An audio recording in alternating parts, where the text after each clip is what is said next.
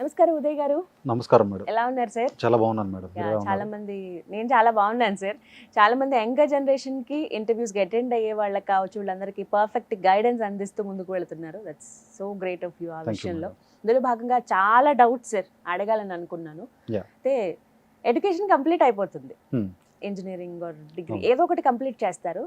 వాళ్ళకి వచ్చే question next ఏంటి, ఇది ఒకటే నెక్స్ట్ ఏంటి అని పాట పాడినట్టుగానే ఉంటుంది. తట్టుకోలేరు ఆ క్వశ్చన్ అడిగినప్పుడు. ఇప్పుడే కదా ఎడ్యుకేషన్ కంప్లీట్ అయింది, సో ఇంత సతాయించేస్తున్నారు కాబట్టి ఏదో ఒక జాబ్ జాయిన్ అయిపోవాలి.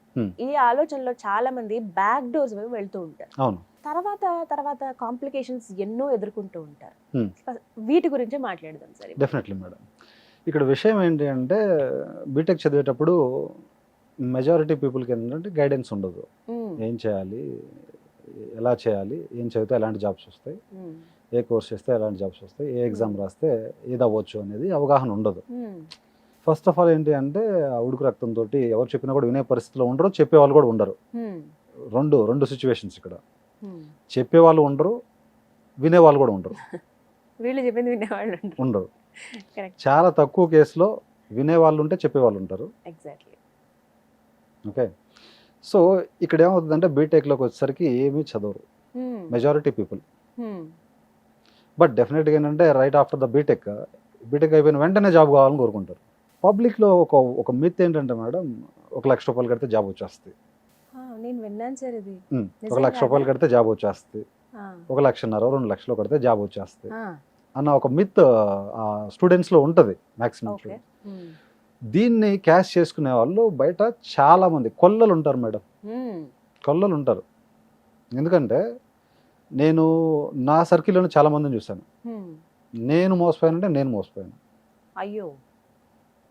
ఓకేనా, ఇక్కడ ఏం జరుగుతుంది అంటే, ఎక్కడో రేర్ కేసులో ఒక పర్సన్కి ఇంకొక పర్సన్ ఎలానో జాబ్ ఇప్పిస్తాడు. అతనికి ఇప్పించాడు కదా అని చెప్పేసి, అది రేర్ కేసులో జరుగుద్ది.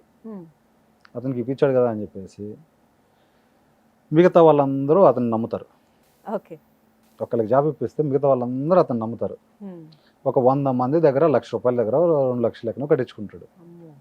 చివరికి హ్యాండ్స్ రేస్ చేస్తాడు. నాకు తెలిసిన ఒక ఫ్రెండ్ ఉన్నాడు, పాపం వాడైతే 3 సార్లు మోసపోయాడు మేడం. 3 టైమ్స్.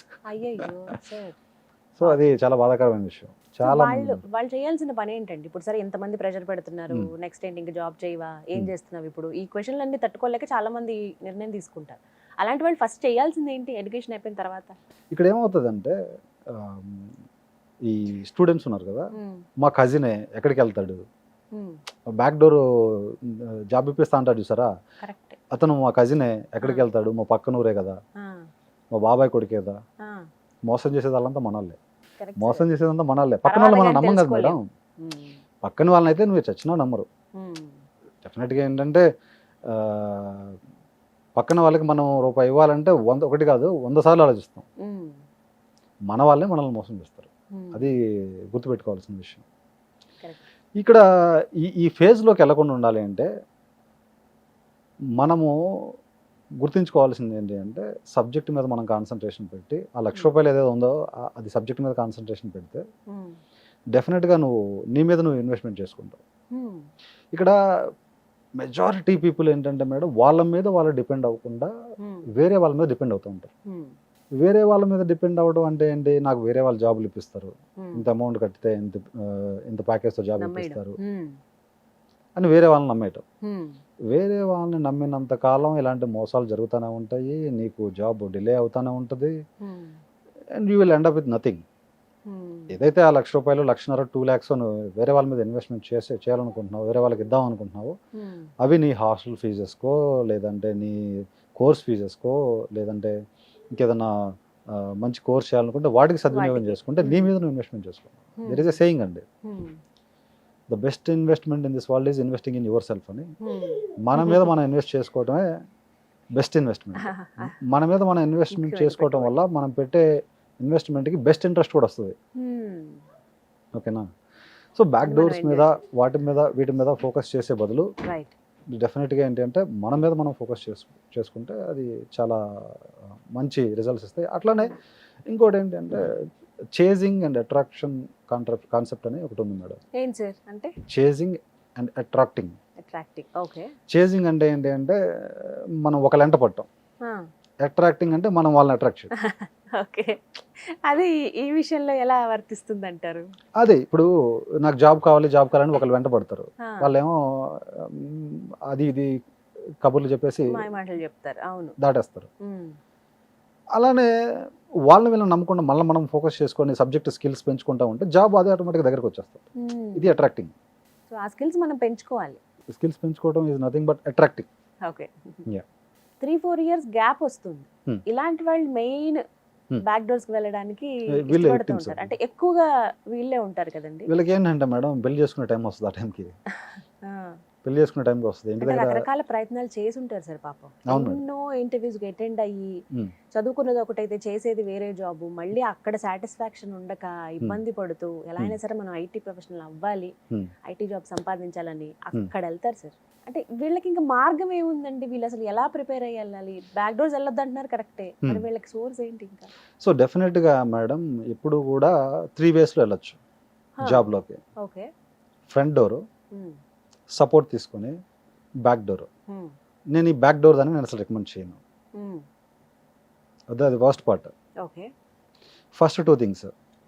ఫ్రంట్ డోర్ అంటే రైట్ రాయల్గా మనమే సబ్జెక్ట్ నేర్చుకోవడం, ఇంటర్వ్యూస్ క్రాక్ చేయడం, ఇంటర్వ్యూవర్కి నేను వర్క్ చేయగలను కాన్ఫిడెన్స్ ఇచ్చి లోపలికి వెళ్ళి వర్క్ కంప్లీట్ చేసుకుంటా జాబ్ చేసుకోవడం, లైఫ్ని మంచిగా లీడ్ చేసుకోవడం ఒక ఆప్షన్. సపోర్ట్ తీసుకోవడం. మనం ఎంత నేర్చుకున్నా కూడా కొంచెం కొంతమంది క్యాబిలిటీ ఏంటంటే సెల్ఫ్ లెర్నింగ్ ఉండదు. క్యాబిలిటీ వాళ్ళు కొంచెం ఎవరైనా ఆల్రెడీ వర్క్ చేస్తున్న ఎంప్లాయీ లేదంటే ఆల్రెడీ ప్రొఫెషనల్గా ఎవరైతే ఉన్నారో వాళ్ళ దగ్గర గైడెన్స్ తీసుకొని ఇప్పుడు ఈ ఇంటర్వ్యూ మనం తీసుకుంటున్న గైడెన్స్ ఇవ్వడానికి కదా మేడం. సో డెఫినెట్గా ఏంటంటే ఇలా గైడెన్స్ తీసుకొని గెట్ ఇన్ అవ్వచ్చు. So back door at any cost అనేది రికమెండెడ్ కాదు. అది ఎటువంటి సిచ్యువేషన్ అయినా సరే. మీరైతే అసలు సపోర్ట్ అస్సలు ఎంకరేజ్ చేయండి. అలా మీ దగ్గరికి వచ్చి మీ గైడెన్స్ తో పర్ఫెక్ట్ గా ఫ్రంట్ లైన్ నుంచి జాబ్ సంపాదించిన వాళ్ళు కొన్ని వందల మంది ఉన్నారు మేడం మన దగ్గర. కొన్ని వందల మంది. నేను చెప్పినట్టు రీసెంట్ 10 daysలోనే 8 members ప్లేస్ అయినారు. కంప్లీట్గా నాన్ ఐటీ నుంచి ఇంగ్లీష్ బ్యాక్గ్రౌండ్ కూడా లేకుండా మన గైడెన్స్ ద్వారా జాబ్ తెచ్చుకున్న వాళ్ళు కొన్ని వందల మంది ఉన్నారు. ఇంతకంటే ఎగ్జాంపుల్స్ ఇంకేం అవసరం లేదేమో. సో డెఫినెట్లీ మేడం మనం సబ్జెక్ట్ చూడడంతో పాటు గైడెన్స్ ఇవ్వడం అనేది మన స్పెషాలిటీ. సో నేను ఎప్పుడు కూడా ఒక ఫ్యామిలీ మెంబర్ లాగా, ఒక క్లోజ్ ఫ్రెండ్ లాగా అందరినీ ట్రీట్ చేస్తాను తప్ప ఎవరిని నా స్టూడెంట్ అన్న విధంగా నేను ఎప్పుడు కూడా ట్రీట్ చేయను. అందుకే ఇంతమంది సక్సెస్ అవ్వడానికి మీరు కారణం. Thank you so much Uday గారు. నమస్తే అండి. సో విన్నారు కదా, ఒక ఫ్యామిలీ మెంబర్ లాగా ట్రీట్ చేస్తారు వారు. ఇప్పటివరకు మీరు చాలా ఇంటర్వ్యూస్కి అటెండ్ అయ్యి ఉంటారు, ఎన్నో సంవత్సరాల గ్యాప్ వచ్చి ఉంటుంది, మళ్ళీ ఐటీ వైపు వెళ్ళాలనుకుంటారు. ఇలా రకరకాల ఆలోచనలు ఉన్నాయి, భయం, ఆందోళన, బ్యాక్ డోర్స్ ఆఫర్స్ రావటం, ఎన్నో లక్షలు ఖర్చు పెట్టుకోవటం, ఇవన్నీ పక్కన పెట్టేసేయండి. చక్కగా మీకు ఒక నెంబర్ నేను డిస్ప్లే చేస్తున్నాను, ఉదయ్ గారి దగ్గరికి రండి. ఫస్ట్ వారికి కాల్ చేయండి, అపాయింట్మెంట్ తీసుకోండి. మీ పేరెంట్స్తో పాటు చక్కగా రండి, వారిని కలవండి, మీ ఒపీనియన్ షేర్ చేసుకోండి. ఎంతవరకు పాసిబిలిటీ ఉందనేది వారు చెప్తారు, ఎక్కడెక్కడ అవకాశాలు ఉన్నాయి అనేది కూడా వారు చెప్తారు. అంటే ఒక పర్ఫెక్ట్ ట్రైనింగ్తో పాటు గైడెన్స్ కూడా మీకు అందిస్తారు. డెఫినెట్గా మీరు అనుకున్న జాబ్ మీరు క్రాక్ చేస్తారు. సో మరిన్ని వివరాల కోసం స్క్రీన్ మీద కనిపిస్తున్న నెంబర్స్కి కాల్ చేసి ఫుల్ డీటెయిల్స్ తెలుసుకోండి. ఇది వాళ్ళ వీడియో. నమస్తే.